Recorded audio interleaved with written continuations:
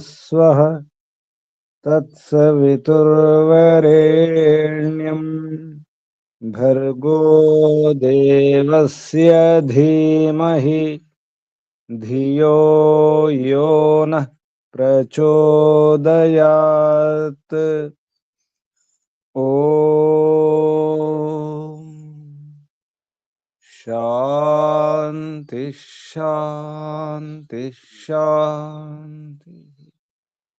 ओम परमपिता परमात्मा ఓం ఓముకు వందనాలు. ఋషులకు మహర్షులకు మునులకు యోగులకు గురువులకు ఆచార్యులకు అధ్యాపకులకు పెద్దలకు మాతాపితలకు శ్రేయోభిలాషులకు మిత్రులకు అందరికీ వందనాలు. సర్వేభ్యో నమో నమః. ఓం అథ చాణక్య నీతి దర్పణ శోధపూర్ణ సంస్కరణ. భాష్యకార పరమహంస స్వామి జగదీశ్వరానంద సరస్వతి.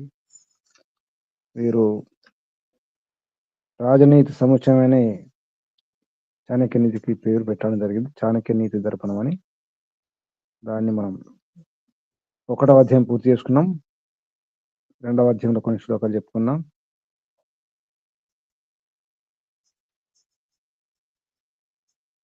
2వ అధ్యాయంలో ఏం చెప్పుకున్నాం? చివరి శ్లోకం 5వ శ్లోకం చెప్పుకున్నాం. పరోక్షంగా ఏం చేస్తారు? మన పనులను చెడగొడతారు, హాని చేస్తారు. ప్రత్యక్షంగా ప్రియగా మాట్లాడతారు, మధురంగా తీయగా మాట్లాడతారు.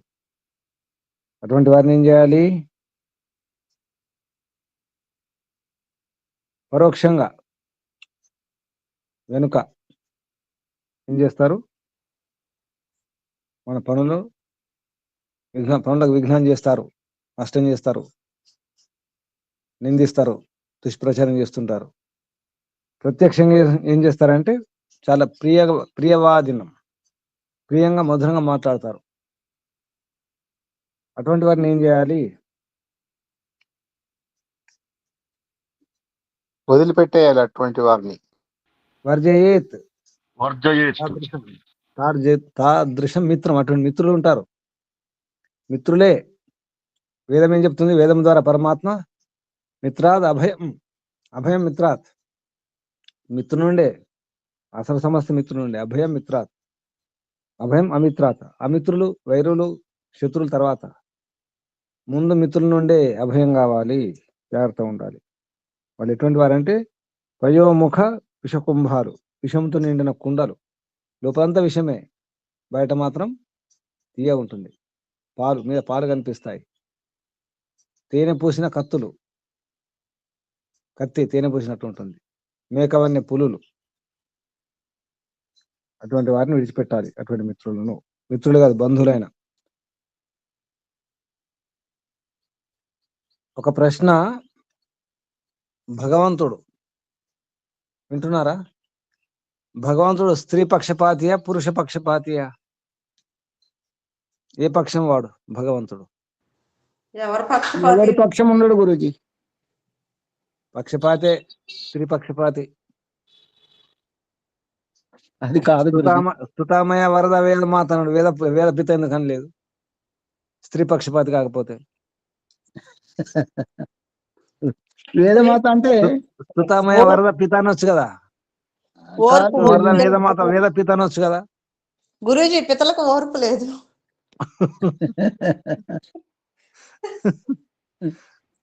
గమనించండి, స్తుతామయ వరద వేదమాత. ఎక్కడ వేద పిత ఉందా?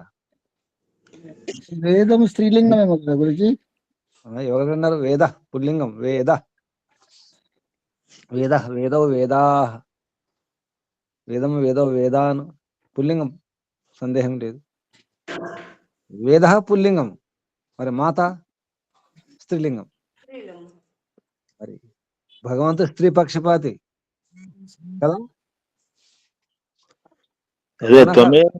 త్వమేవ మాతా చ పితా త్వమేవ గురూజీ. ఇద్దరు ముందు మాత అన్న చూడండి. ముందు మాతే పక్షపాతి కదా. పక్షపాతి అంటే మరి పాత స్త్రీమాతకు ఉన్న గొప్పతనాన్ని ఆయన మీరు పరమేశ్వరుడే స్త్రీమాత రకండి, పురుషమాత కూడా ఉంటారు ఏంటి? స్త్రీమాత అంటే పురుషమాత కూడా వస్తుంది మళ్ళీ. స్త్రీమాత అనొద్దు, మాత అంటే స్త్రీ, ఇంకా స్త్రీమాత ఏంటి? స్త్రీమాత అనకూడదు. స్త్రీమాత అంటే పురుషమాత ఏంటి? మాత అంటే స్త్రీ కదా. అవునండి, అవునండి. స్త్రీ అలవాటు అయిపోయింది గురించి, వచ్చేస్తుంది. పదాలు గమనించాలి మాట్లాడేటప్పుడు. సార్ మీరు చెప్పారు, మళ్ళీ అది వచ్చేస్తుంది. మనం నోటి నుంచి బయటకు వెళ్లే ముందు ఒకసారి అనుకోవాలి, దానికి అర్థమైనా ఉందా అని అనుకోవాలి. అలవాటు అయిపోయింది బాగా. తనుకుంటూ వస్తాయి లోపల నుంచి. ఆపాలి. చెప్పండి, భగవంతుడు స్త్రీ పక్షపాత, పురుష పక్షపాత ఒప్పుకుంటున్నారా? స్త్రీ పక్షపాతని లేదా? లేదండి, ఎవరి పక్షపాతి కాదండి, వీళ్ళు సమానమేనండి. పక్షపాతి కాకపోతే మరి వేద మాత ఎందుకన్నారు? వేద పిత అనొచ్చు కదా. అదే వేదమాత, వేద అనే పదమే పురుషులే పుంలింగం అంటారు కాబట్టి మొదటే పుంలింగం అయినప్పుడు తర్వాత వచ్చింది మాత అవ్వచ్చు కదా. ఎందుకో అది సమాసంలో అట్లా అంతే వస్తుంది. వేదానికి మాత, అసలు నిజానికి వేద నిర్మాతం, అక్కడ కూడా నిర్మాత, మళ్ళీ వేద నిర్మాత. అవును, మరి స్త్రీ అంటే మహిళలకి ఆ స్థానము భగవంతుడే ఇచ్చాడు గురుజీ. మరి భగవంతుడు స్త్రీ పక్షపాతి కదా. పక్షపాతి కాదండి.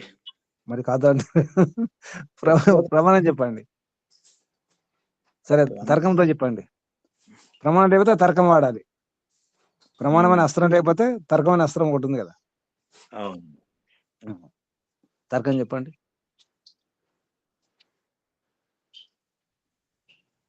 సరే, ప్రకృతి స్త్రీలింగం పుల్లింగమా? ప్రకృతి స్త్రీలింగం. ఉపాదాన కారణం. మరి అక్కడ కూడా ప్రకృతి మాత కదా. అదే స్త్రీలింగం. మరి చూడండి, మళ్ళా గోమాత, భూమాత, దేశమాత, వేదమాత, జనన ఎన్నిట్లు మాతలే వస్తున్నాయి. మీరు ఈ గంగామాత ఏ మాత తీసుకున్న మాతలే. గంగాపిత, భూమి పిత ఉందా? దేశపిత, భరతపిత, భరతమాత ఉంది. సృష్టికర్త తర్వాత సృష్టికర్త మహిళల గురించి. మరి అందుకే భగవంతుడు స్త్రీ పక్షపాతి కదా. పక్షపాతి మాత్రం కాదు గురించి. పక్షపాతి కాకపోతే మహిళలకి ఎందుకు ఇంత పెద్ద పీఠ వేస్తాడు? ఆ స్థానం వాళ్ళకి ఉందండి, బుద్ధిలో గాని సహనంలో గాని అన్నిటిలో వాళ్ళకి ముందంజలు ఉన్నారు కాబట్టి ముందు స్థానం వాళ్ళకి ఇచ్చారండి. అదే సహనంలో 6 రెట్లు, బుద్ధి 4 రెట్లు. ఏ కోణంలో చూసుకునే స్త్రీలే అగ్రగాములండి. పేరుకు మాత్రమే అనడమే, ఉపన్యాసాలు, ప్రవచనాలు, శ్లాఘాలు, స్తుతులు, పొగడ్తలు తప్ప స్థానం మాత్రం ఇవ్వడం లేదు పురుషుడు కదా. పేరు రాసుకుంటే మన పురుషుల పేర్లే, భూముల పేర్లు, ఇండ్ల పేర్లు, పురుషుల పేర్లు ఉంటాయి. చివరకు మా మాతలు కొన్న వస్తువులు కూడా భర్తల పేరు రాయిస్తారు, మగవాళ్ళ పేరు రాయిస్తారు. ఏం లాభం? మాత గురించి తెలియని వాళ్ళందరూ మరి వారు ఆ రకంగా ప్రవర్తిస్తారు, తెలిసిన వాళ్ళు మాత్రం అలా ప్రవర్తించరు. ఇప్పటికైనా అర్థం చేసుకున్నాను, భగవంతుడు స్త్రీ పక్షపాతి.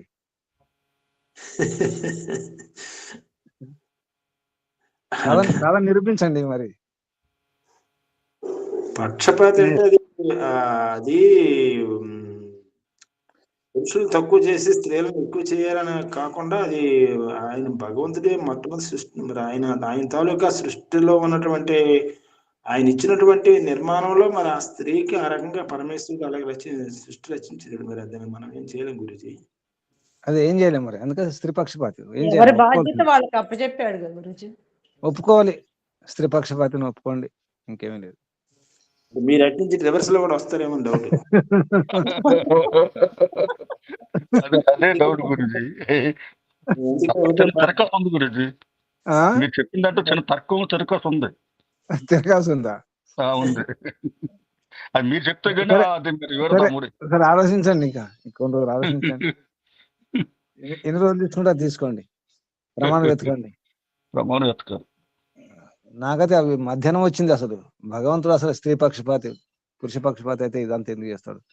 ప్రకృతి, అక్కడ శక్తి కూడా శక్తి వాటి కూడా స్త్రీలింగాలే ఉన్నాయి. స్త్రీలింగాలు అన్ని స్త్రీలింగాలు ఉన్నాయి. శక్తులు ఏ శక్తి తీసుకున్నా స్త్రీలింగమే. పురుషులకి అసలు శక్తి లేవన్నమాట. ఆ శక్తి పురుషులకు శక్తి కూడా మళ్ళీ స్త్రీలింగమే మళ్ళీ. ఆలోచించండి, సరేనా? అవునా కాదు? ఒప్పుకోండి లేకపోతే. పక్షపాతి మాత్రం ఒప్పుకోమండి. ఒప్పుకోవడానికి మనసు ఒప్పట్లేదు. ఏ, ఆయనకి పక్షపాతం ఉండదు కదా గురూజీ, మనకు పక్షపాతం ఉంటది కానీ భగవంతుడికి పక్షపాతం మనం అనుకుంటున్నామండి, పక్క పక్షపాతే, మీకు తెలియదు. భగవంతుడు పక్షపాతే ఉంటాడు. అవును. ఇప్పుడు ఒప్పించాలి. ఇప్పుడు ఒప్పిస్తా చూడండి. భగవంతుడు పక్షపాతం లేదన్నారు కదా. ఎంతమంది భగవంతుడు పక్షపాతం ఉండదు అంటున్నారు? అందరా? కొందరేనా? నేను పక్షపాతం నిరూపిస్తా. ఇప్పుడు మీరే ఒప్పుకుంటారు, మీరే అంటారు. ఇప్పుడు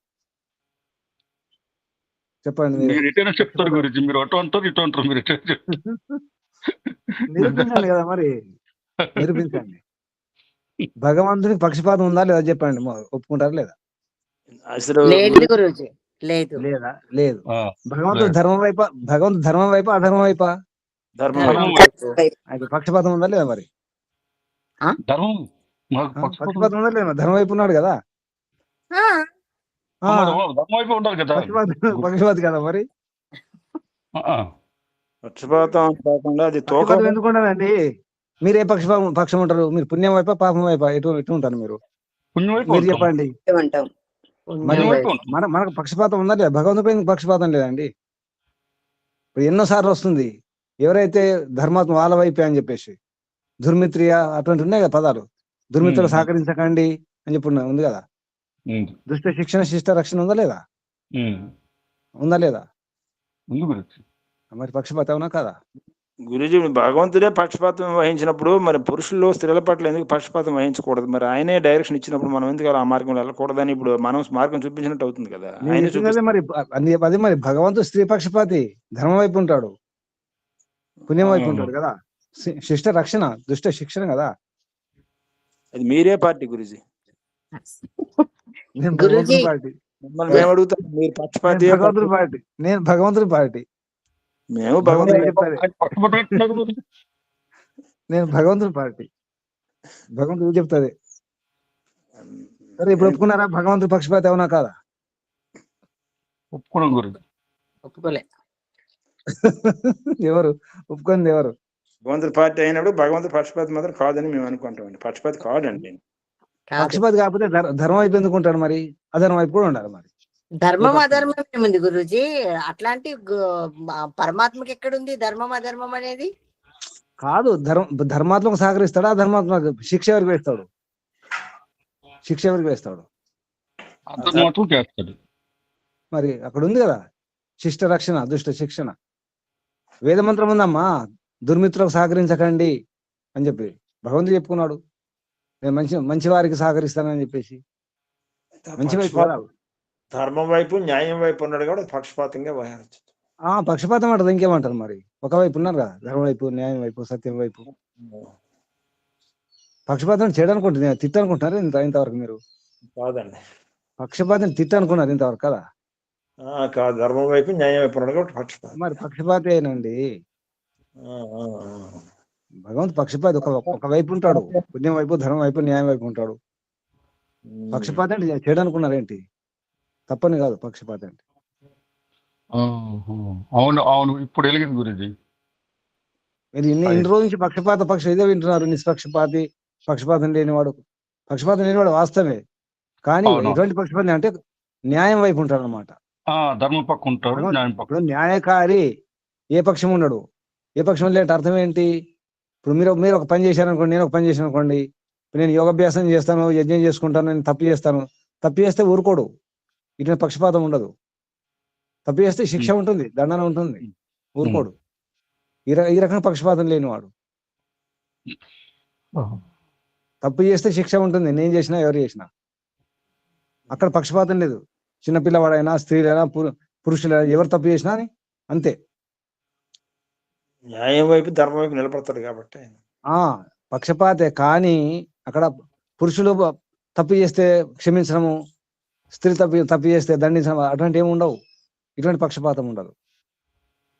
అయితే మీరు ఇందాక అడగడంలోనే అదో రకం గుచ్చి అదో ఏ- రకంగా అవ్వకపోతే అది అది ఏ ఏ రకంగా అడిగినా మీరు కదలొద్దు కదా. ఇప్పుడు బయట నేను ఇదంతా ట్రైనింగ్ మీకు. బయట వాళ్ళు ఇలాగే చేస్తారు, కమ్యూనిస్టులు, నాస్తికులు. ఈ సత్య శోధన అనుకుంటా కొందరు సత్యన్వేషణ మండలిలో వస్తున్నారు, వాళ్ళు పిలుస్తున్నారు, రండి తర్కానికి రండి, శాస్త్రార్థంగా రండి, డిబేట్కి రండి అంటున్నారు. మన వాళ్ళు పోతున్నారు, ఓడిపోయి వస్తున్నారు. ఇలాగే మన వేదికల మీద మాట్లాడడం కాదండి. మన వేదిక మన మైక్ పట్టుకొని మన వేదికలో ఏమైనా మాట్లాడుకోవచ్చు. అందరు వినేవాళ్ళు మనకు అనుకూలంగా ఉంటారు కాబట్టి ఏమైనా మాట్లాడతాం. ఇక్కడ అడిగే వాళ్ళు, తరికించే వాళ్ళు ఉండరు, మన గొంతు పట్టుకునే వాళ్ళు ఉండరు. అక్కడ పట్టుకుంటారు, ఇలాగే పట్టుకుంటారు. అప్పుడు సరే చెప్పండి, ఇప్పుడేం చెప్పండి, భగవంతుడి పక్షపాతి అవునా కాదా? పక్షపాతం. ఒప్పుకున్నారా? కాదు గురుజీ. మళ్ళీ ఎక్కడికి వస్తారు ఎందుకు? సరే మీరు మీరు ఒప్పించండి, మరి కాదన్న వారు ఒప్పించండి. ఎవరు తప్పు చేసినా శిక్షిస్తాడు. అక్కడ మగవాళ్ళు తప్పు చేసినా ఆడవాళ్ళు వాళ్ళు తప్పు చేసినా. నేను చెప్పిన అది ముందు చెప్పేసిన, అక్కడ పక్షపాతం లేదు. కానీ పక్షపాతి న్యాయం ధర్మం వైపు ఉంటాడు, న్యాయం వైపు ఉంటాడు. కాదంటారా? ధర్మం వైపు, న్యాయం వైపు, సత్యం వైపు. అంటే పక్షపాతం ఎట్లా? కాదా? పక్షపాతం పక్షపాతం అంటే ఇది ఒక వైపు ఉండడం కదమ్మా. పక్షం అంటే ఏంటి? ఇప్పుడు పక్షం అంటే మీకు అర్థం చేస్తారు. ఒక ఆగండి. పక్షం అంటే ఏంటి? రెక్క. పక్షికి 2 రెక్కలు ఉంటాయి. అటు ఒక పక్షం, ఇటు పక్షం. పక్షం అంటే రెక్కలు. అటు ఒక రెక్క, ఇటు ఒక రెక్క. రెక్కలు సమానంగా ఉంటేనే అది ఎగరగలుగుతుంది. అది అర్థమవుతుంది అమ్మా. పక్షం అంటే రెక్క, పక్షపాతం అంటే పాతం అంటే పడిపోవడం అనమాట. ఒకవైపు పడిపోతే ఎలా ఉంటుంది? అటువైపు ఒరిగితే, ఒకవైపు ఒరిగిపోతే. ఒరగకుండా ఇప్పుడు మనము త్రాసు తూకం వేస్తాం కదా, తక్కడే ఉంటుంది కదా త్రాసు. ఒకవైపు ఒరిగితే ఏమంటుంది? దాన్ని తప్పు అంటారు కదా. అది న్యాయం కాదు కదా. 2 సమానం ఉండాలి కదా. అంటే ఎటు ఒరగకుండా ఉండడం, ఎటు మొగ్గు చూపకుండా ఉండడం, అటువైపు ఇటువైపు. భగవంతుడు మంచి వైపు ఉంటాడు, ధనం వైపు ఉంటాడు, పుణ్యం వైపు ఉంటాడు, చెడు వైపు ఉండడు. ఈ రకంగా పక్షపాతి. కానీ న్యాయం చేయడంలో స్త్రీలైనా, పురుషులైనా, పిల్లలైనా, పెద్ద ఎవరైనా క్షమించడం ఉండదు. అక్కడ మాత్రం పక్షపాతం ఉండదు.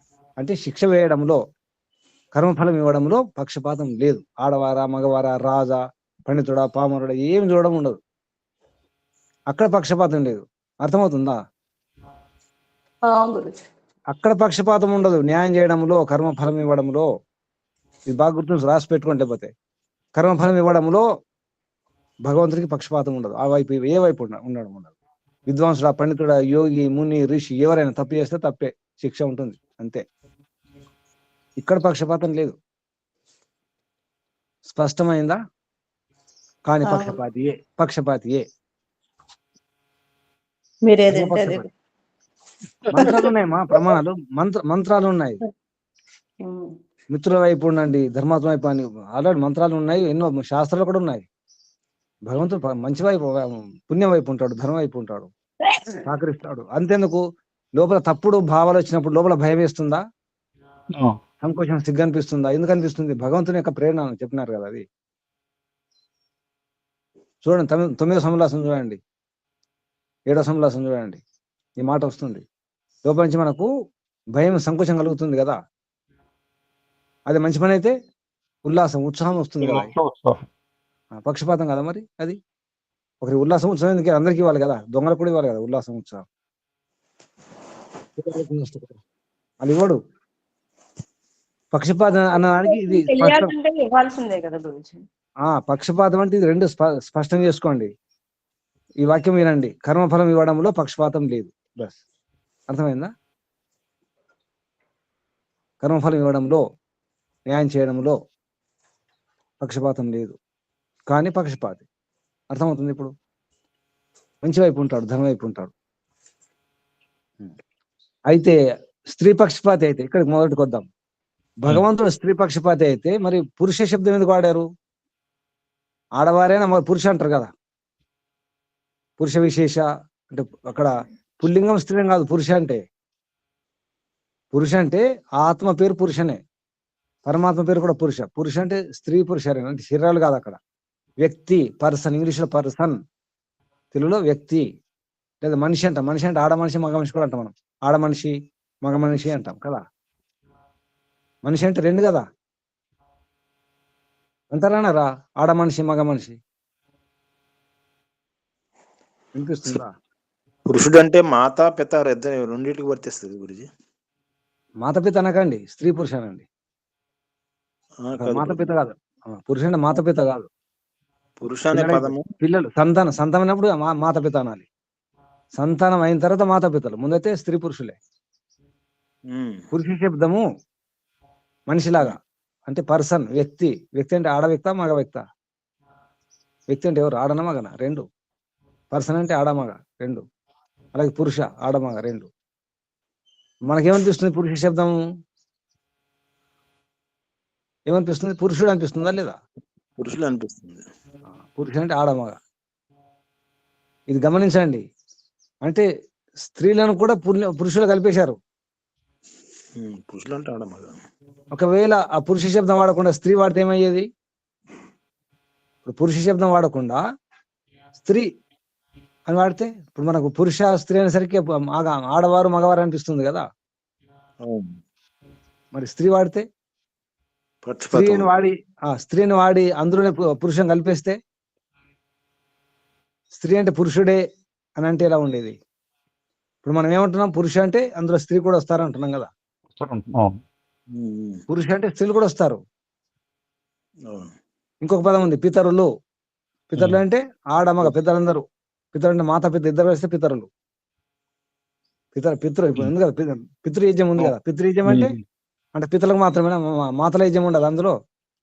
పితృయజ్ఞం అంటే మాతృయజ్ఞం లేదా, మాత యజ్ఞం లేదా? ఇద్దరిది ఉంటుంది. మరి శబ్దం పిత ఉంది కదా, పితృయజ్ఞం. ఇదేంటి? పితరులు అంటే పెద్దలని, ఇక్కడ పితరులు అంటే మా శబ్దం పితృ అంటే పితనే కదా. పితృయజ్ఞం అంటే పిత యజ్ఞం. మరి మాత యజ్ఞం లేదు కదా. ఆలోచించండి, సరేనా? ఏదైనా గురుజీ ఈ సంస్కృతమును ఈ షడ్దర్శన జ్ఞానం లేకపోతే రాదు గురుజీ. ఆలోచించండి. ఇక్కడ ఇది తర్కం. పురుష అంటే పురుష శబ్దం ఉంది అంటే నేనేమంటున్నానంటే, స్త్రీ పక్షపాతి ఎందుకన్నానంటే, పురుష శబ్దం తీసుకొని అందులో స్త్రీలను కూడా కలపడం జరిగింది. పిత శబ్దం తీసుకుని అందులో కూడా మళ్ళీ మాతను కలపడం జరిగింది. అంటే పితల్లో మాతను కలపడం జరిగింది, పురుషుల్లో స్త్రీలను కలపడం జరిగింది. కానీ స్త్రీల్లో పురుషుని ఎందుకు కలపలేదు? మాతలో పితని ఎందుకు కలపలేదు? ముందు మాత అని చెప్పేసి పిత అంటే అయిపోయేది కదా. మరి పిత అన్నారు, అందులో మాత కూడా కలిపేశారు. పితృయజ్ఞం, మాతృయజ్ఞం లేదు. అంటే విలువ ఇచ్చినట్ట తగ్గించినట్ట? స్త్రీలకు విలువ ఇచ్చినట్ట తగ్గించినట్ట?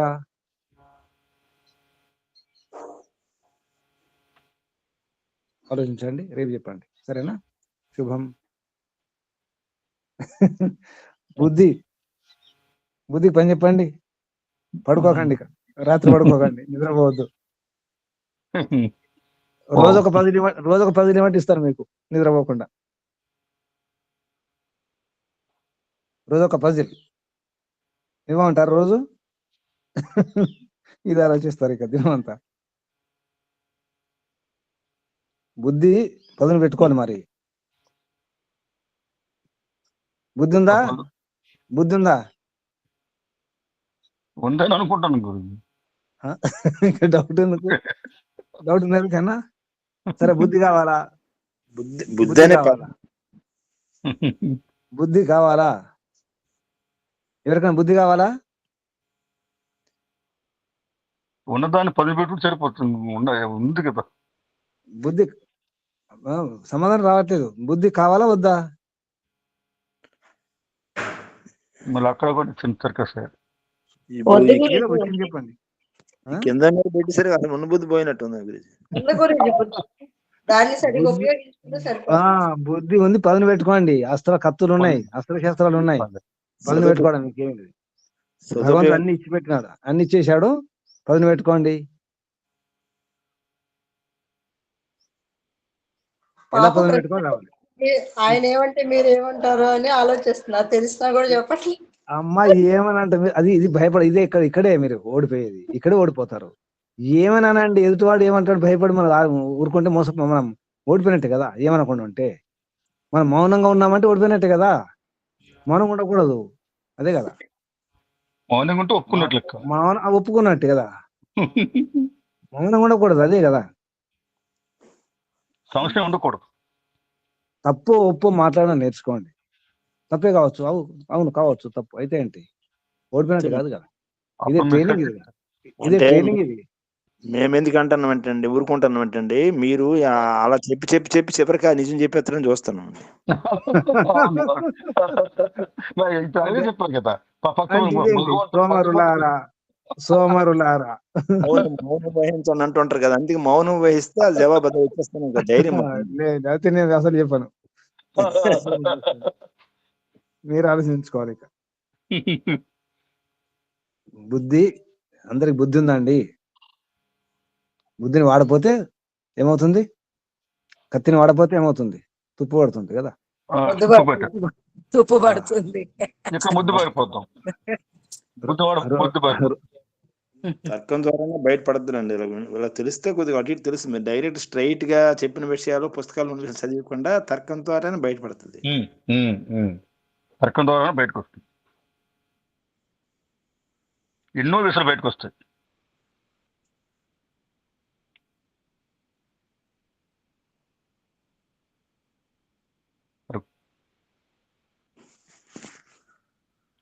మరి కోర్టులో ఇద్దరు లాయర్లు ఉన్నారంటే వాళ్ళు అలాగే కదా, మరి తర్కించుకుంటారు, వాదించుకుంటారు. ఇది అవునంటే ఆయన కాదంటాడు, కాదానికి ఆయన కారణం చెప్తాడు, అవునంటే ఈయన కారణం చెప్తాడు. ఇట్లాగే ఇదే తర్కం.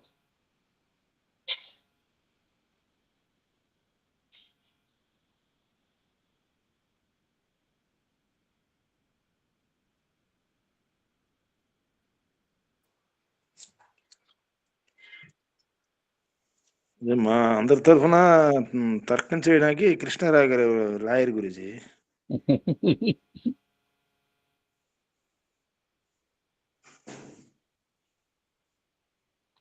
గురుగారు మీట్లో ఉన్నట్టున్నారు, లెఫ్ట్ అయినట్టుంది. లెఫ్ట్ అయ్యారు.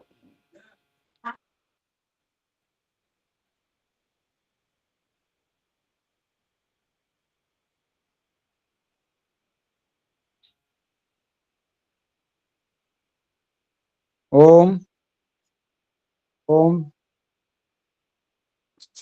వినిపిస్తుందా? సిగ్నల్ పోయింది. నమ్ముతున్నారా? నన్ను నమ్మకండి.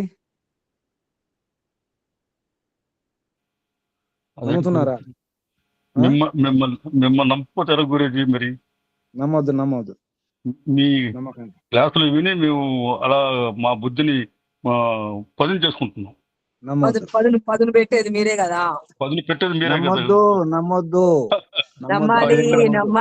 ఇక్కడ కూడా తర్కం ఉందన్నమాట. నమ్మొద్దు, భగవంతుని నమ్మాలి, మనుషుని నమ్మకండి. మనిషిని నమ్మకండి, మనసును నమ్మకండి. మనసు మారిపోతుంది. మనిషి మనసు మారిపోతుంది, అది జడం. ఇప్పుడు సత్వగుణం, రజగుణం, తమగుణం అటు ఇటు మారుతుంది. మనం నమ్మకండి. నమ్మినా కొంచెం నమ్మండి, మొత్తం నమ్మకండి. సరేనా?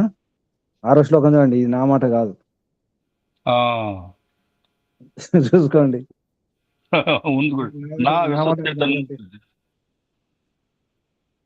చెప్పండి శ్లోకం. మిత్రే చాపి నా విశ్వసేత్ కదాచిత్ కుపితం మిత్రం సర్వం గుహ్యం ప్రకాశయేత్. నా విశ్వసేత్ కుమిత్రే. కుమిత్రుడు, చెడ్డ మిత్రుడు అసలు నమ్మొద్దు. నమ్మినా కొంచెం నమ్మాలి. మిత్రుడు నమ్మినా కొద్దిగా. కుమిత్రుడు అసలు, చెడ్డ మిత్రుడు అసలు నమ్మనకూడదు. మంచి మిత్రుడు నమ్మినా కొంచెమే నమ్మాలి, మొత్తం నమ్మకూడదు. చెప్పండి, అర్థం చెప్పండి. చెడ్డ స్నేహితుని యందు విశ్వాసం ఉంచరాదు, మంచి మిత్రుని యందును విశ్వాసం ఉంచరాదు. ఎందుచేతననగా ఎప్పుడైనను కోపం వచ్చినచో ఆ మిత్రుడు తన రహస్యములన్నింటినీ వెల్లడించును. ఇక్కడ వివరణ కూడా ఇచ్చారు గురుజీ. అథర్వ వేదము 19:16 చూడు. అభయమిత్రాత్ అనగా మిత్రుడి నుండి మొదట అభయమును కోరెను. కారణము, మిత్రుడుగా ఉన్నప్పుడు రహస్యములను తెలుసుకొని ఉండును. కావున కోపం వచ్చినచో ఆ రహస్యములన్నింటినీ వెల్లడింపగలడు. అందుచేత శత్రువు కంటే మిత్రుడి నుండియే అభయమును ముందుగా కోరవలెను. ఓ ఇప్పుడు నమ్ముతారా? ఇప్పుడు చెప్పండి ఇప్పుడు నమ్మారా? మోసపోతారు. మోసపోయారంటే నమ్మినట్టు మీరు మోసపోయారు అంటే నేను నమ్మాను కాబట్టి మోసపోయారు. నమ్మకుండా ఉంటే మోసపోకుండా ఉండేవాడిని. నమ్మకుండా ఉంటే మోసపోకుండా ఉండేవాడిని. మోసపోతున్నానంటే నమ్ముతున్నాను. చెడ్డ మిత్రుని అసలు నమ్మొద్దు, మంచి మిత్రుడితే కొద్దిగా నమ్మాలి. ఎందుకంటే అవును గురూజీ. మరి ఇప్పుడు ఇందాకేమన్నారు? నమ్మొద్దు అంటే నమ్మితే అంతే. కొడుకైనా, కూతురైనా, అల్లుడైనా, భార్య అయినా, భర్తను మొత్తం నమ్మితే అంతే. వాళ్ళు చూసుకుంటారు, వాళ్ళు చేసుకుంటారంటే ఇంకేం చేసుకోరు, ఏం చూసుకోరు, ఉపాసం ఉండాల్సి వస్తుంది. నమ్మకుంటే మోసం చేయరు గురూజీ, నమ్మితేనే చేస్తారు. మోసం అంటే అదే మోసం అంటే ఏంటి? నమ్మితేనే వమ్ము చేయడం కదా. నా నమ్మకం అంటాం కదా, నమ్మకాన్ని వమ్ము చేయకండి, నమ్మితేనే. అంత సూక్ష్మంగా ఉండాలనే విషయం చెప్తున్నారు అన్నమాట. అంటే ఎందుకు అంటే అక్కడ చెడు మంచిని కాదమ్మా. విషయం ఏంటంటే మనసు అనేది మారుతుంది. ఉదయం ఎలా ఉంటుందో, మధ్యాహ్నం ఎలా ఉంటుందో, రాత్రి ఎలా ఉంటుందో, పడుకుంటే ఎలా ఉంటుందో, లేస్తే ఎలా ఉంటుందో చెప్పడం కష్టం. ఆకలేస్తే ఒక రకంగా ఉంటుంది, కడుపున తింటే ఒక రకంగా ఉంటుంది, పడుకుంటే వేస్తే ఒక రకంగా ఉంటుంది. ఎలా నమ్ముతాం చెప్పండి? అంతే. మీ మనసు మీరు ఒకసారి చూసుకోండి. నన్ను నేను నమ్మకూడదు అంటే నా మనసును నేను నమ్మకూడదు. ఇక విషయం ఏంటంటే జడ పదార్థంలో నమ్మకూడదు, జడ పదార్థములను నమ్మకూడదు. మారుతాయి, మనసు మారుతుంది, ఇంద్రియాలు మారుతాయి, అలవాట్లు మారుతాయి. మంచివాడు చెడ్డవాడు కావచ్చు, రాముడు కూడా రావణుడు అయిపోవచ్చు. జడ పదార్థాలను నడిపించేది చేతనమే కదా గురు. బుద్ధి ఉన్నప్పుడు, విద్య ఉన్నప్పుడు, వివేకం ఉన్నప్పుడు. లేకపోతే ఎప్పుడైనా వాటి పనే కదా. వృత్తుల గురించి యోగ దర్శనంలో వృత్తుల గురించి వచ్చింది, గుర్తుందా? వృత్తయ పంచతయ క్లిష్ట. దాంట్లో వస్తుంది క్లిష్ట ఛిద్రేషు అక్లిష్ట. క్లిష్ట ఛిద్రంలో అక్లిష్టాలు, అక్లిష్ట ఛిద్రాలు క్లిష్ట. అంటే మంచి ఆలోచన మధ్యలో చెడు ఆలోచన కూడా వస్తాయి. మంచివాడే, చాలా మంచివాడు, కానీ చెడు ఆలోచన కూడా ఉండొచ్చు. చెడ్డవాడే, మంచి ఆలోచన కూడా ఉండొచ్చు. మహాదుష్టుడు, హంతకుడు, కానీ దయాగుణం కూడా ఉంటుంది. దయావంతుడు, అన్ని బాగానే ఉంటుంది. అంటే ఏంటి? మనస్సు కదా, వృత్తులు, ఆలోచనలు. ఇప్పుడు బుద్ధి ఎప్పుడు అందుకే యోగ సాధన చేసుకోవాలి. యోగ సాధన చేస్తే తెలిసి ఉంటుంది, వివేకం ఉంటుంది, సాధన బలం ఉంటుంది, తెలుస్తుంది. భగవంతుని సాక్ష్యం ఉంటాడు కాబట్టి అప్పుడు బాగుంటాడు. అర్థం ఏంటి? చేతనాన్ని పట్టుకున్న వాడేమో బాగుంటాడు, నమ్మవచ్చు. చేతనాన్ని భగవంతుని పట్టుకున్నటువంటి ఆత్మ లేదా సాధకుడు, యోగి, ఋషి, మహర్షి, వీళ్ళని నమ్మవచ్చు. అందుకే అక్కడ ఏమన్నారు? బ్రాహ్మణులు అన్నారు. అంటే బ్రాహ్మీ స్థితిలో, పరమాత్మ స్థితిలో ఉన్న వాళ్ళు నమ్మవచ్చు. ఆచార్య ఏంటి? ఆచరణ ఉన్నవాడు ఆచార్యుడు. అటువంటి వారిని నమ్మాలి మనం. ఇక్కడ విషయం సామాన్యంగా అన్నమాట. ఇక్కడ సామాన్యంగా వ్యవహారంలో కుమిత్రుడు, చెడ్డ మిత్రుడు, మిత్రులాగా ఉంటాడు. ఇంతకుముందు చెప్పారు కదా, పరోక్షే కార్యహంతారం. పరోక్షంగా కార్యాన్ని నష్టం చేస్తాడు, తిడుతుంటాడు, నిందిస్తాడు, దుష్ప్రచారం చేస్తుంటాడు. కానీ ప్రత్యక్షంగా తీగ మాట్లాడతాడు. మేకవన్నీ పులి, వయోముఖ విషకుంభం. నమ్మొద్దు. ఇక్కడ గమనించాలి, ఎవరు అటువంటి వారు, ఎవరు కుమిత్రులు, ఎవరు? అందరు మిత్రులు అనుకోకండి, అందరు యోగాభ్యాసి, యోగి, సాధకుడు అనుకోకండి. అక్కడ గమనించాలి, పరీక్షించుకోవాలి, పరిశీలించాలి. బయటకు వెళ్తే, మార్కెట్ వెళ్తే అందరు దొంగలు, దుష్టులు, దుర్మార్గులు అనుకోవాలి. అందరు రాక్షసులు, హంతకులు అనుకోవాలి. మార్కెట్లో బయట వెళ్ళినప్పుడు బయట ప్రపంచం అంత వైదిక రాజ్యమే, అంత యోగులే, మహర్షులు, ఋషులు అనుకుంటే కుదరదు. బయట గమనిస్తున్నారా మీరు? తల్లులు, ముఖ్యంగా తండ్రులు కూడా బయటకు వెళ్తే ఎలా ఉంటుంది వ్యవహారం? ఇది ఒక సూత్రం చాలు ఆత్మరక్షణ గురించి. మనం చేస్తున్న తప్పేది, మంచి వాళ్ళు, సజ్జనులు, ధార్మికులు చేస్తున్న తప్పే ఇది, నమ్మడం. చెడ్డవారు నమ్ముతున్నారు, మంచివారు నమ్మట్లేదు, చెడ్డవారు నమ్ముతారు. గొర్రె ఎవరిని నమ్ముతుంది? గొర్రె, మేకలు కసాయివాడిని నమ్ముతాయి. ఎందుకు? కమ్మ గడ్డి తినిపిస్తాడు, ఆకులు తినిపిస్తాడు, శరీరం బలిసిపోతుంది, మెరిసిపోతుంది, లావెక్కుతుంది, కొవ్వెక్కుతుంది. ఎంత మంచివాడు, మావాడే అనుకుంటుంది. ఎటు పిలుస్తాడు వెళ్ళి పాపం వెంట వెంట తిరుగుతుంది పాపం మేక ఆ గొర్రెలు పిలిస్తే వెళ్తాయి, ఒకరోజు వేసేస్తాడు. చెప్పండి ఇప్పుడు నమ్ముతున్నారా?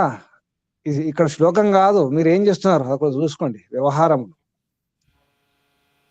మంచివారిని నమ్ముతున్నారా, చెడ్డవారిని నమ్ముతున్నారా? డాక్టర్ను కూడా మంచి డాక్టర్ నమ్ముతున్నారా, చెడ్డ డాక్టర్ నమ్ముతున్నారా? ఏ డాక్టర్ నమ్ముతున్నారు?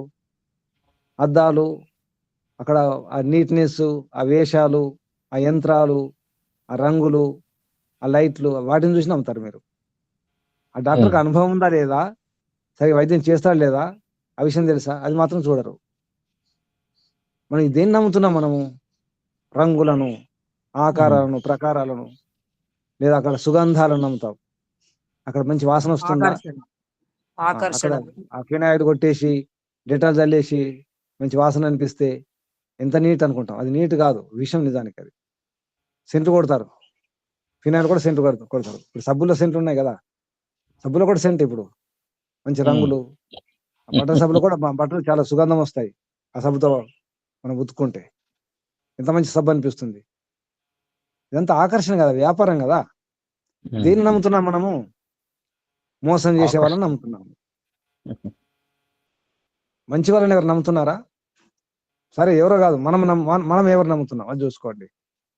మీరు ఎవరు నమ్ముతున్నారు పరీక్షించుకోండి. ఒకసారి అనుకోండి, ఆత్మ నిరీక్షణ చేసుకోండి, ఆత్మ పరిశీలన. నేను ఎవరు నమ్ముతున్నాను? మంచివారిని నమ్ముతున్నానా, లేదా ఆకర్షించే వారిని నమ్ముతున్నానా, మోసం చేసేవారిని? మీరు డాక్టర్ దగ్గరికి వెళ్తారు కదా, ఎటువంటి డాక్టర్ దగ్గరికి వెళ్తున్నారు? ఒక ఊర్లో ఉంటాడు, సరిగా స్నానం చేయడు, ఏం చేయరు, అటువంటి డాక్టర్ ఒకడు ఉంటాడు అనుకోండి. ఒక పూరి గుడిసె ఉంటుంది, అక్కడ ఏం నీట్నెస్ ఏమి ఉండదు. అక్కడికి వెళ్తారా? ఎక్కడికి వెళ్తారు? కానీ ఆయన మంది ఇస్తే తప్పకుండా తక్కువ అవుతుంది. ఎక్కడికి ఎక్కడికి వెళ్తున్నారు? ఏ డాక్టర్ దగ్గరికి, ఏ హాస్పిటల్ వెళ్తున్నారు? చూసుకోండి. గొప్పలు చెప్పుకోవడానికి వెళ్తున్నారు, మేము ఇంత పెద్ద హాస్పిటల్ చూపించుకున్నా చెప్పుకోవడానికి వెళ్తారు. సిగ్గుచేటు నిజానికి. మేము ఇంత పెద్ద హాస్పిటల్ చూపించుకుంటాము, హాస్పిటల్ అమెరికా నుంచి డాక్టర్లు వస్తారు, ఇంత ఫీజు తీసుకుని, ఒక్కొక్క డాక్టర్ 5,000 రూపాయలు ఫీజు తీసుకుంటాడు ఒక సిట్టింగ్కే. అంత పెద్ద డాక్టర్, ఎందుకంటే అమెరికా నుంచి వస్తాడు ఫ్లైట్ లో, ఉదయం వస్తాడు, సాయంత్రం వెళ్ళిపోతాడు అమెరికా నుంచి. ఏం చెప్పుకుంటున్నాం? డాక్టర్ గురించి. తీసుకుంటే అంత గొప్పవాడు. డాక్టర్ యొక్క గొప్పతనం డాక్టర్ గొప్పతనం చెప్పుకుంటున్నాం, కానీ డాక్టర్ అసలు చికిత్స సరిగా ఉందా లేదా, రోగాన్ని పట్టుకుంటున్నాడు లేదా, కారణం పట్టుకుంటున్నాడు లేదా, ఎటువంటి మంది ఇస్తున్నాడు, ఎటువంటి సలహాలు ఇస్తున్నాడు ఆలోచిస్తున్నామా? మనమే. చెప్పండి. ఇక్కడ ఇదే డాక్టర్ విషయంగానే స్వామి, మన నారాయణ అని గోపదేవ శాస్త్రి దగ్గర శిష్యుడు స్వామి, నారాయణ శెట్టి అని. ఆయనకు 86 సంవత్సరాలు. మొన్ననే బాగలేకుంటే ఇక్కడ నంద్యాల దగ్గర శాంతిరామ్ హాస్పిటల్ ఉంటే దాంట్లో చేర్పించారు. 5 రోజులకు సుమారుగా 1,00,000 రూపాయల పైన అయిపోయింది. ఇంకా డబ్బులు లేక ఇంకా చెప్తే మీ ఇష్టం, తీసుకోదంటే ఇంటికి తెచ్చుకున్నాక బ్రహ్మాండంగా ఉన్నాడు స్వామి. అతనికి ఏం బాగుంది. చాలా మోసం జరుగుతుంది, మనం నమ్ముతున్నాము. ఇక్కడే నమ్మడమే నమ్మకమే. జాగ్రత్త ఉండండి.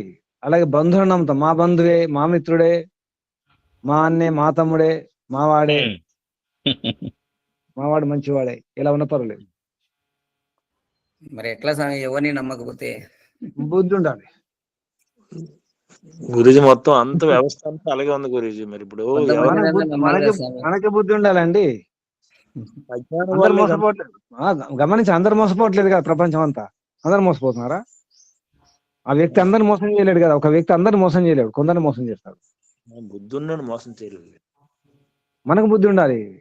అసలు మనం ఏం తింటున్నాం మనకు ఉండాలి కదా, మనకు బుద్ధి ఉండాలి కదా. తినేటప్పుడు, వ్యవహారం చేసేటప్పుడు, మనం వ్యవహారం చేసి మనకు బుద్ధి ఉండాలి కదా. అందరికి అటు వస్తారు ఇటు వస్తారని చెప్పి అందరికి మాట ఇచ్చేసి, అది చేస్తాను ఇది చేస్తానని చేసి పెడతానని చెప్పేసి, లేదా నమ్మి కదా. నమ్మకండి నమ్మకండి నమ్మకండి నమ్మకండి. ఏమైనా పాటలు ఉన్నాయా? నమ్మకాన్ని ఏమన్నా ఉన్నాయా? నమ్మకండి అది. ఆ పాటలు రాసి పెట్టుకోండి ఏమైనా ఉంటే. నమ్మకురా ఏంటి ఉన్నాయా పాటలు? సినిమా పాటలు ఏమన్నా ఉంది గురూజీ. నమ్మకం ఉందా? ఏముంది? నమ్మకు ఈ లోకాన్న ఏదో ఉండాలి కదా. ఈ రేయిని లోకం మేడం, నమ్మకం. ఈ రేయిని చిరంజీవి వాడతాడు, నమ్మకు నమ్మకు ఈ రేయిని అంటాడు. అది కాదు, ఇది లోకం గురించి ఉండాలి. లోకం గురించి గుమ్మడి ఉంటుంది. గుమ్మడి గుమ్మడి వాడే పాట ఉంది పాత సినిమా. ఏందమ్మా?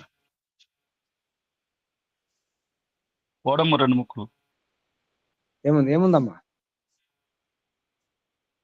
పద్మతమ్మ గారు. గురూజీ నమ్మకు నమ్మకు అనే తర్వాత డప్పు కొడుతూ చెప్తాడు గురూజీ. మిగతాది నాకు గుర్తురా. నమ్మొద్దు.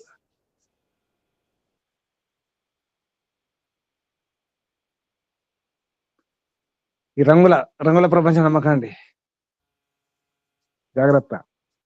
నమ్మినా కొంచెం నమ్మండి, కొద్దిగా జాగ్రత్త ఉండండి, సరేనా? ఇక్కడ ఉంది కదాచిత్ కుపితం మిత్రం. ఎప్పుడైనా మిత్రుడు కుపితుడైతే ఏమవుతుంది? సర్వం గుహ్యం ప్రకాశిత అని మొత్తం ఆ రహస్యాన్ని బయట పెట్టేస్తాడు. జాగ్రత్త. తర్వాత 7వ శ్లోకం చూడండి. మనసా చింతితం కార్యం వాచా నైవ ప్రకాశయేత్ మంత్రేణ రక్షయేత్ గూఢం కార్యే చ అపి నియోజయేత్. 7వ శ్లోకం అర్థం. మనసుతో ఆలోచించిన కార్యమును వాక్కుతో వెల్లడింపరాదు. ఆ కార్యమును బాగుగా ఆలోచించుతూనే రక్షింపవలెను. రహస్యముగా ఉంచియే ఆ కార్యమును పూర్తి చేయవలెను. దీనికి వివరణము ఋగ్వేదము 10:37లో స్వేన క్రతున వదేత్ అనగా స్వేన క్రతున వదేత్ అనగా తాను ఆలోచించిన దానిని, చెప్పదలిచిన దానిని కర్మ చేసి చూపవలెను, అనగా కర్మ ద్వారానే వెల్లడించవలెను. ఇప్పుడు భగవంతుడు నోటితో చెప్పి పని చేస్తున్నాడా? సృష్టి స్థితి లయ అదంతా చేయడం ఏదో జరుగుతుందో, భగవంతుడు ఏ నోటితో చెప్పి పని చేస్తున్నాడు? సరే, సైంటిస్ట్ ఉంటారు. ఇప్పుడు సైంటిస్ట్ విద్వాంసులు కొందరు ఉంటారు. ఇప్పుడు ఈ ఋషి మహర్షి కూడా సూత్రాలు చెప్పినారు కదా. మరి ఎక్కువ మాట్లాడలేదు, మీరు గమనించలేదు. సూత్రం అంటే అర్థం ఏంటి? ఇది సంక్షిప్తంగా తక్కువ అక్షరాలతో చెప్పడం. తక్కువ సూత్రం అంటేనే అది సంక్షిప్తంగా అంతే. సూత్రం అంటే దారం లాగా అన్నమాట. సూత్రం అంటే ఒక అక్షరం కూడా అటు ఇటు వ్యర్థం ఉండదు, అంత జాగ్రత్త చెప్తారు అనమాట. ఇప్పుడు సైంటిస్ట్ కూడా, ఇప్పుడు సైంటిస్ట్ వేదిక మీదకి ఉపన్యాసాలు దంచినట్టు కనిపిస్తుందా? సైంటిస్ట్ వేదికల మీదకి గమనించండి. మరి వాళ్ళు ఏం చేస్తారు? ఒక ఫార్ములా ఇచ్చేస్తారు అంతే ప్రపంచానికి. ఒక ఫార్ములా, ఒక వాక్యం 2 పదాలు 3 పదాలు ఉంటాయి అంతే. ఎవరు మాట్లాడతారు? ఎక్కువ మాట్లాడకూడదు, పనిచేసేవాడు మాట్లాడు. గమనించండి. అంతెందుకు, మన ధ్యాన స్థితిలోనే మనం మాట్లాడతామా? మనమే మన లోకంలో మనం ఉన్నప్పుడు మనం మాట్లాడతామా? ఏదో విషయంలో ఏకాగ్రం చేసినప్పుడు మాట్లాడతామా? ఇక్కడ విషయం ఏంటంటే, మాటలు చెప్పడం తగ్గించేసి పనితనం చూపించండి, పని చేసి చూపించండి అంతే అని అర్థం. మాటలు కాదు, లోపల అట్లా ఉంచేసుకోండి, గూఢం చేసుకోండి. మంత్రేణ రక్షేత్ గూఢం, లోపల నుంచి చేసుకోవాలి, పని కనిపించాలి అంతే. నేను చంపేస్తా, పొడి చేస్తా అనకండి, పొడి చేసేయండి అంతే. ఇది కట్టుకుంటాను అది కట్టుకున్నా చెప్పకండి. నేను ఫస్ట్ వస్తా,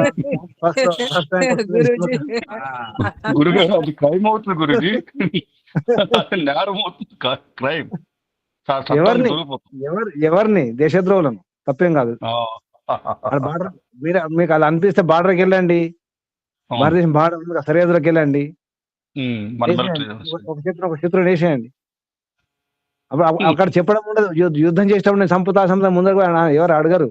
నేను చంపాల వద్దా అడగడం ఉండదు, ఉపన్యాసం ఇవ్వడం ఉండదు, వేసేయడం ఉంటుంది. అక్కడ ఏం చేస్తారు? ఫైర్ అంటే ఫైరే కదా. ఉపన్యాసం ఇస్తారా ఏంటి?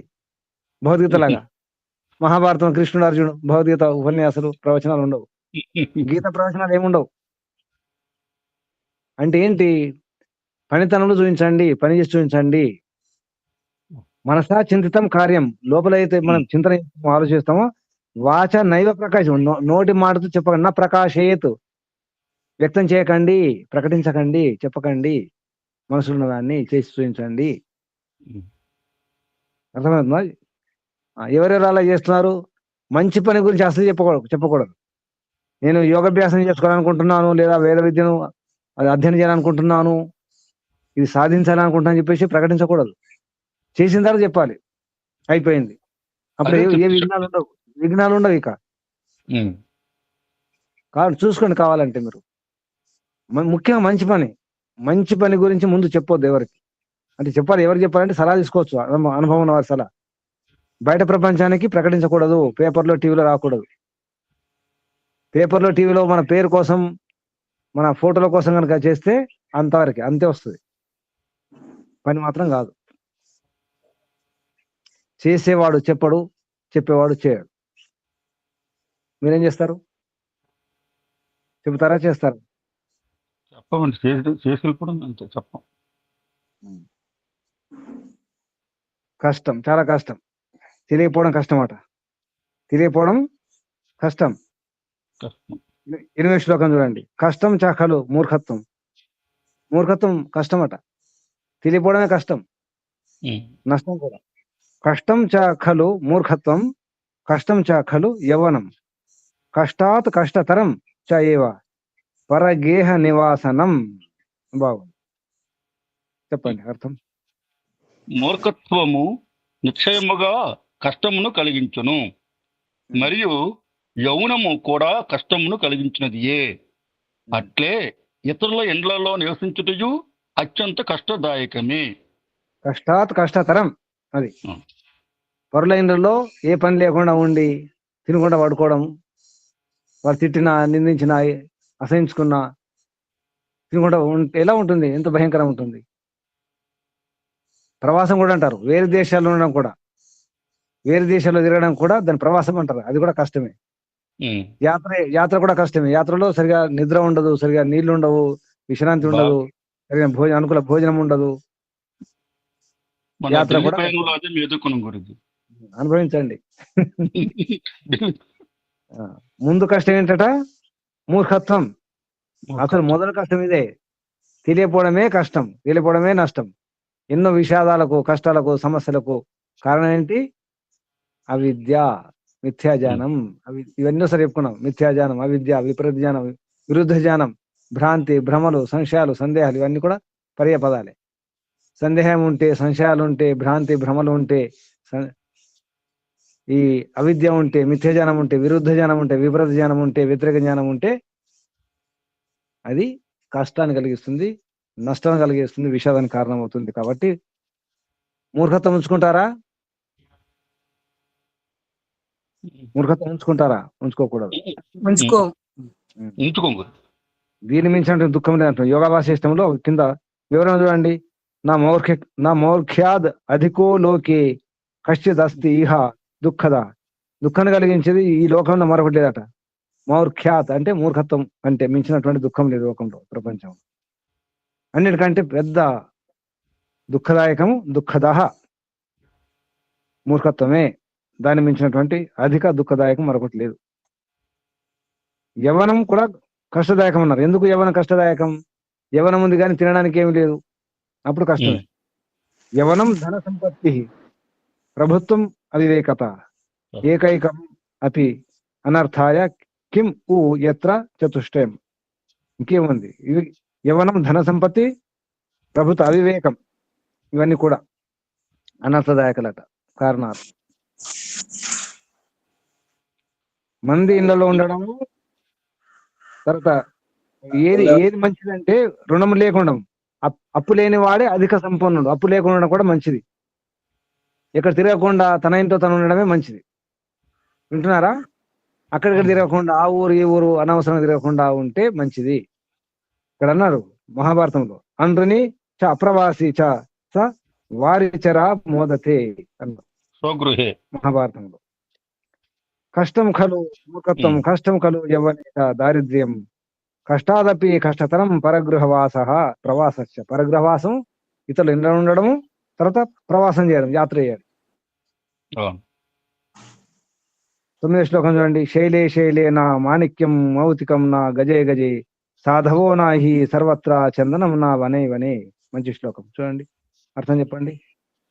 ప్రతి పర్వతమునందు మాణిక్యములు ఉండవు, ప్రతి ఏనుగు తలయందును ముత్యములు పుట్టవు, సాధువులు అన్ని చోట్ల ఉండరు, ప్రతి అరణ్యమునందు మంచి గంధము చెట్టు ఉండదు. ఉండదు. ఇది గమనించాలి. ప్రతి పర్వతం అంటే ఇప్పుడు పర్వతాల పైన మాణిక్యాలు అంటారు కదా, రత్నాల మాణిక్యాలు, అవి రాళ్ళే, రంగురాళ్ళు. రాళ్ళలో ఇంకా దాని శక్తి ఉంటుంది, వాటిని మనం రత్నాలు అంటాం. రత్నాలు ఎలా గుర్తిస్తారంటే ఆ చీకట్లో ఆ రాళ్ళను రుద్దితే ఆ రత్నం ఎంతో అంత వెలుగు వస్తుంది, మొత్తం నిండా కాంతి వస్తుంది, అది రత్నం అన్నమాట. పరీక్ష చేసుకున్నారు ఎప్పుడైనా? మాకు రత్నం దొరకదు. ఏదో ఒక రత్నం, ఇప్పుడు పగడాలు ఉంటాయి కదండి, ఏదో ఒకటి స్ఫటికం, ఏదో ఒకటి మనం చీకట్లో రుద్దినప్పుడు అది ఏ ఆకారం ఉంటే మొత్తం దాని అంత నిండా రంగు వస్తుంది, అది లైట్ వస్తుంది, కాంతి, అది గుర్తు. అవి అన్ని పర్వతాలు దొరకవు. అలాగే ప్రతి ఏనుగు యొక్క కుంభస్థలంలో అంటే ముదిరిన ఏనుగు దాంట్లో ముత్యాలు లాంటివి దొరుకుతాయి. అన్ని ఏనుగుల మస్తిష్కాలు అంటే ఆ తలల్లో దొరకవు. అలాగే సాధువులు అంతటా, సాధవనాహి సర్వత్ర, సాధువులంతా కూడా అంతటా దొరకరు, లభించరు. చందనంన వనే వనే, ప్రతి వనంలో చందనం దొరకదు, మంచి గంధం, అందుకే వెతుక్కోవాలి. 10వ శ్లోకం చివరి శ్లోకం చెప్పండి. పుత్రాశ్చ వివిధై శీలై నియోజ్యా సతతం బుధై నీతిజ్ఞా శీల సంపన్నా భవంతి కుల పూజితా. 10వ శ్లోకం చెప్పండి అర్థం. బుద్ధిమంతుల ద్వారా తమ బిడ్డలు ఎల్లప్పుడూ మంచి గుణములు కలవారుగా దిద్దబడవలెను. కులములో గుణవంతులే పూజింపబడుదురు, కావున పిల్లలను గుణవంతులుగా చేయవలెను. వివరణం. ఈ పని ఒకటి చేసుకోవాలి. చెప్పండి. శీలం అననేమో వ్యాస మహర్షి మహాభారత అనుశాసనంలో పరంలో చెప్పారు. అంటే ఇక్కడ శ్లోకం చెప్పను గురించి, ఇది తాత్పర్యం చెప్పిస్తాను. నేను చెప్తాను శ్లోకం చెప్తాను. అద్రోహ సర్వభూతేషు కర్మణ మనసా గిరా అనుగ్రహశ్చ దానం చ శీలం ఏతద్ ప్రశస్యతే. మహాభారతం శాంతిపురం. అద్రోహం, ద్రోహం చేయడం. చెప్పండి. ప్రాణులు అన్నింటి యందు మనోవాక్కాయ కర్మలతో ద్రోహము అంటే వైర్యము లేకుండుటయు, దయ కలిగిండుటయు, దానము చేయుటయు శీలముగా ప్రశంసింపబడుతున్నది. అంతే గురించి. అంటే చెప్పినారు. ముఖ్యంగా ఇక్కడ ఏంటంటే పుత్రాశ్చ వివిధై. ఇప్పుడు బుద్ధిమంతులైన వాళ్ళు తల్లిదండ్రులు ఏం చేయాలో చెప్తున్నారు ఇక్కడ. తల్లిదండ్రులు ఏం చేయాలి? పిల్లలకు సంతానం, పుత్రులు కానీ పుత్రికలు కానీ ఏం చేయాలి? అనేక రకాలుగా మంచి గుణాలను ఇప్పించాలి, నేర్పించాలి. బుధై అంటే బుద్ధిమంతుల ద్వారా, లేదా బుద్ధిమంతులైనటువంటి తల్లిదండ్రులు. పిల్లలు ఎలా ఉండాలి? ఎందుకంటే నీతిజ్ఞులై ఉండాలి, నీతిమంతులై ఉండాలి, శీల సంపన్నులై ఉండాలి. అలా ఉన్నప్పుడే ఆ కులంలో, ఆ కుటుంబంలో, ఆ వంశంలో పూజింపబడతారు. కుల పూజితాహ, ఆ కులంలో, ఆ వంశంలో పూజింపబడతారు. తల్లిదండ్రులు కూడా బాగుంటుంది. తర్వాత రేపు అసలు తల్లిదండ్రులు పిల్లలకు సరైనటువంటి విద్యా బుద్ధులు నేర్పించకపోతే, మంచి గుణాలు నేర్పించకపోతే ఏమవుతుందో రేపు చూద్దాం. 2 మంచి శ్లోకాలు మహర్షి దయానంద సరస్వతి గారు కూడా తీసుకున్నారు, అవి రేపు చూద్దాం. శుభం. ఇక్కడ ఏం నేర్చుకున్నారు? భగవంతుడు పక్షపాతే, ఒప్పుకోండి. ధర్మపక్షపాతి, స్పష్టంగా ధర్మపక్షపాతి అనండి. భగవంతుడు ధర్మపక్షపాతి. భగవంతుడు కానీ కర్మఫలం చూపడు. నిష్పక్షపాతి అక్కడ స్పష్టమైన ధర్మపక్షపాతి. అలా చెప్పాలి. కరెక్ట్, సరిపోయింది గురించి. ఇక పురుషుడు ధర్మపక్షపాతి. ఇంకో ప్రశ్న ఉంది, అది హోంవర్క్ చేసుకోండి. సరే, శుభం. ఉంచేద్దాం. ముందుగా పరంపిత పరమాత్మకు వందనాలు, ధన్యవాదాలు, ప్రణామాలు సమర్పిస్తూ ఋషులకు, మహర్షులందరికీ, పెద్దలందరికీ, మాతాపితలందరికీ కూడా ధన్యవాదాలు, వందనాలు, ప్రణామాలు. మీ అందరు కూడా అభినందనాలు, అభివందనాలు. పరమపిత పరమాత్మ ఆశీస్సులు, శుభాశీస్సులు.